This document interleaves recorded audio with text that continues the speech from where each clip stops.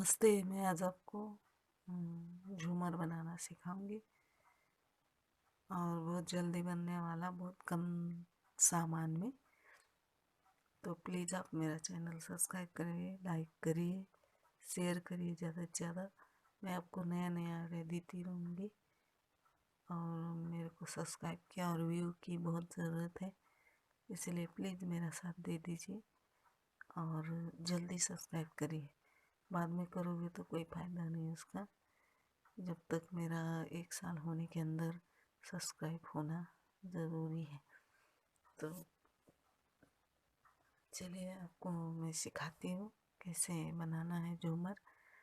मैंने 1-1 मीटर का ये टुकड़ा काटा है, 2 लच्छी का, और 4 रिंग लिए हैं, 6-6 इंच की 2 और 9-9 इंच की 2, और थोड़े से लटकन लिए हैं, बस लटकन।